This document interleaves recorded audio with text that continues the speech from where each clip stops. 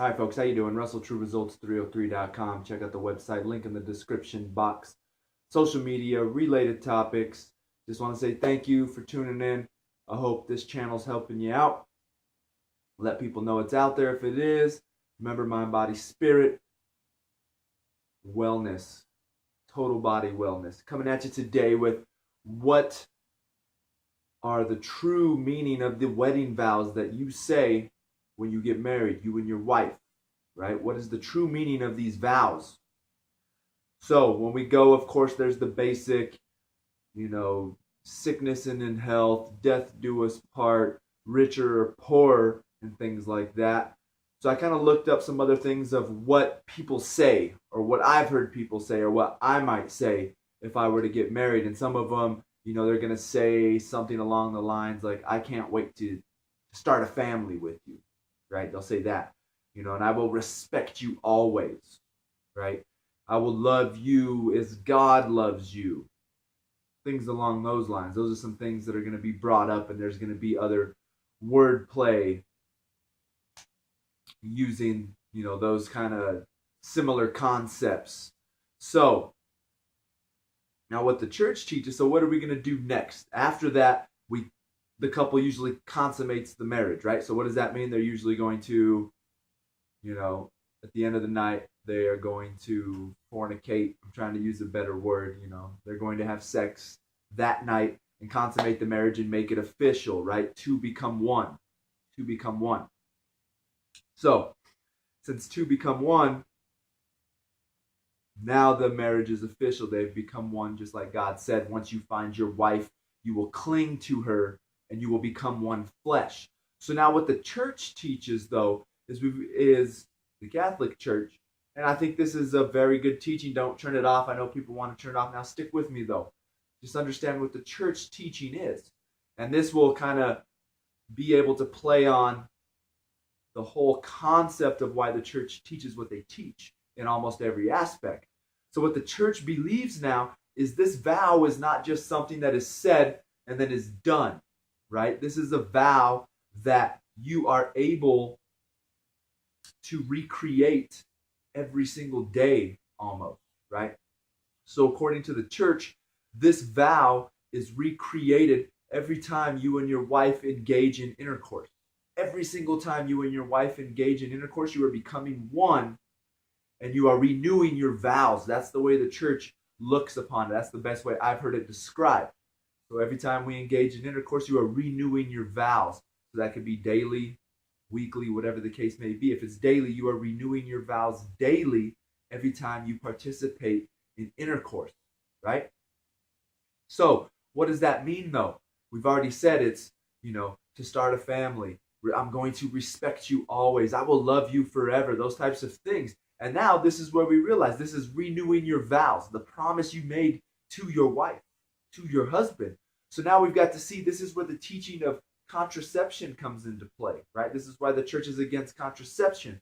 If you said on your wedding vows and engaging in an intercourse is a renewal of your wedding vow every time you participate, and you say, I can't wait to start a family with you. Contraception is preventing you from starting a family. So right there you are breaking your marriage vow. Right? The vow is being broken.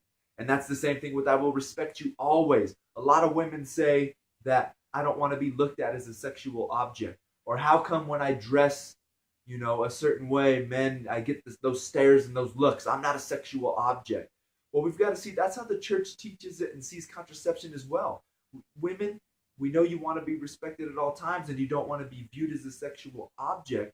But the unfortunate thing is when we participate in contraception, you are almost making yourself a sexual object.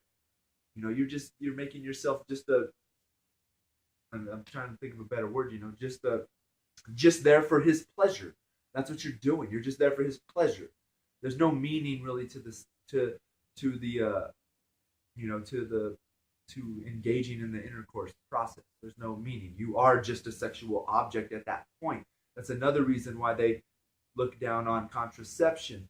And the same thing, now I'm calling men out, so don't worry. That's the same thing. I will love you as God loves you, right? And this is where, for men, this is where pornography is dangerous, right? because now we can have that emotion that we're not emotionally connected.